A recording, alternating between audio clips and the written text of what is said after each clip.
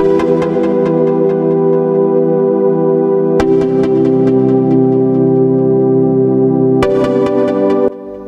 kawan maritim, kembali lagi dalam program Kabar Maritim.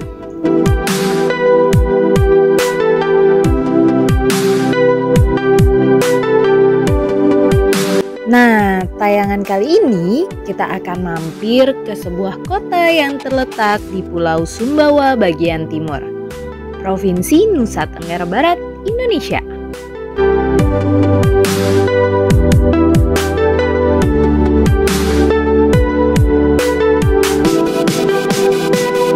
Bima yang dijuluki sebagai kota tepian air merupakan salah satu daerah penting di wilayah Nusa Tenggara Barat.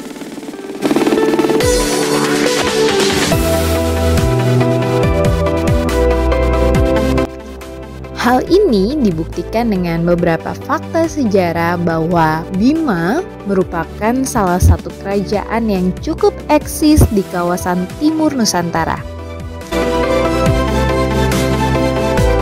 Awal masa kejayaan kerajaan Bima adalah saat di bawah kepemimpinan Sultan Abdul Qoir Sirajuddin yang merupakan Sultan pertama Bima.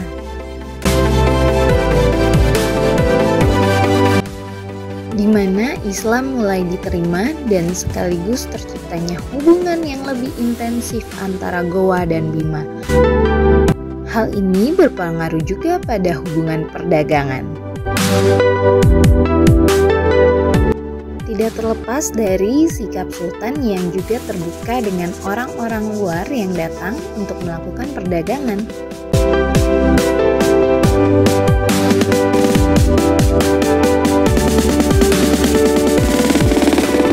Nah kawan maritim, ada yang tahu nggak kenapa kota Bima dijuluki sebagai kota tepian air?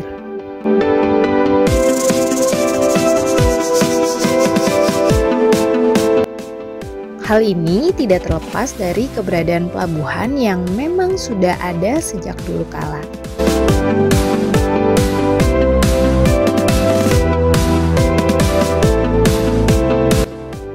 Awal mulanya pelabuhan Bima sama seperti pelabuhan-pelabuhan lainnya di Indonesia, terbentuk secara alamiah di pinggir teluk yang terlindung.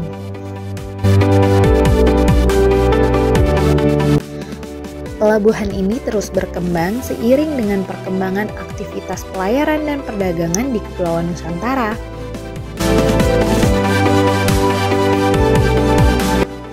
Pada masa kerajaan, Pelabuhan Bima merupakan pelabuhan alam yang dikelola langsung oleh kerajaan. Semua pungutan yang berlaku di Pelabuhan Bima diserahkan kepada kerajaan.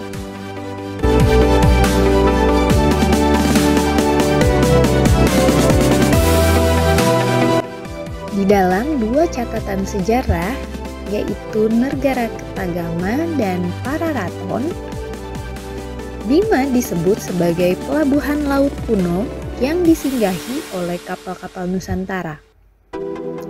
Bima terletak di tengah-tengah jalur maritim yang melintasi kepulauan Indonesia, sehingga menjadi tempat persinggahan penting dalam jaringan perdagangan dari Malaka ke Maluku ataupun sebaliknya.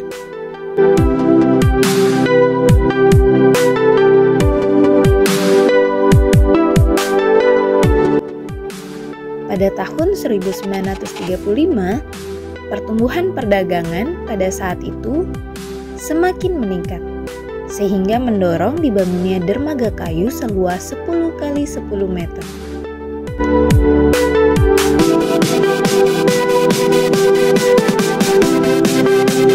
Ketika pasukan Jepang berhasil menduduki Sumbawa, dermaga kayu tersebut diperkuat menggunakan kayu ulin yang didatangkan dari Kalimantan.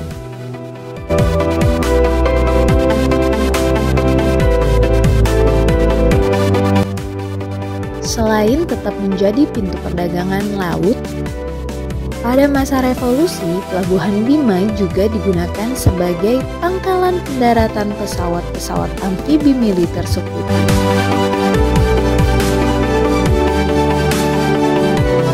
Kemudian tahun 1963, Pelabuhan Bima didirikan dengan dibangun fasilitas pelabuhan seperti dermaga beton.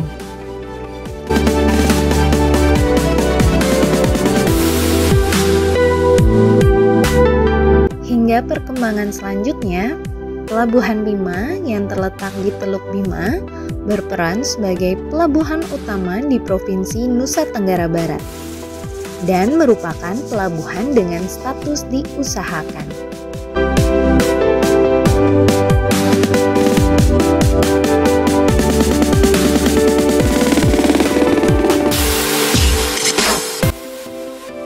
Adapun komoditas-komoditas penting pada perdagangan di Pelabuhan Bima antara lain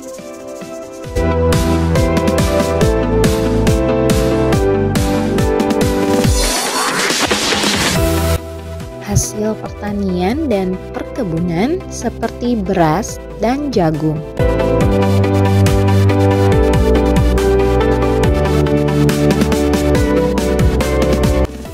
Hasil hutan seperti kayu cendana, kayu sapan, dan lilin lebah.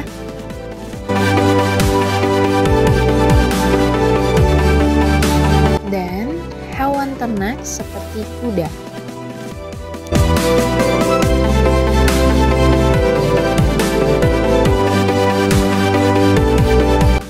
Nah, kawan maritim, kini Pelabuhan Bima dikembangkan sebagai pelabuhan penumpang dan bongkar muat barang.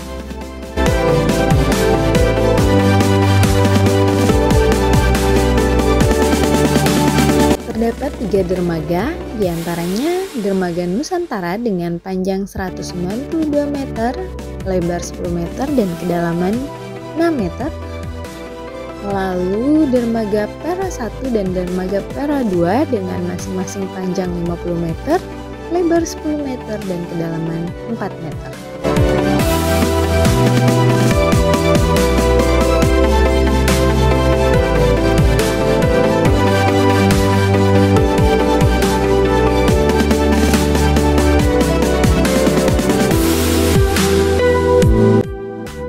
Pelabuhan Bima juga dilengkapi dengan lapangan penumpukan peti kemas seluas 5.366 meter persegi.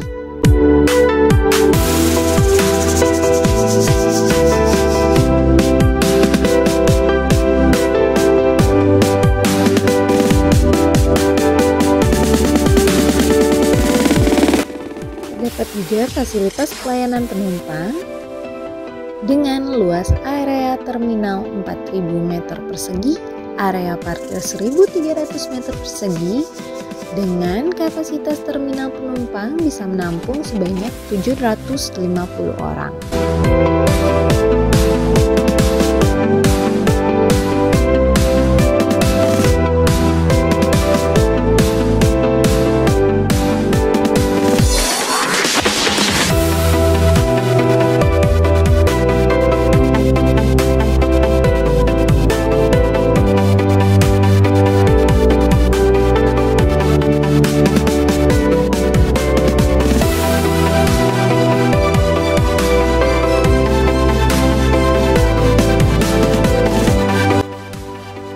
Kawan maritim, sekian dulu ya tayangan kita hari ini.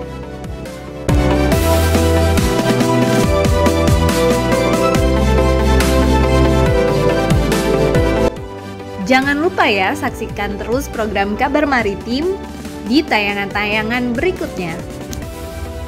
Aku, kamu, cinta maritim. Kawan maritim.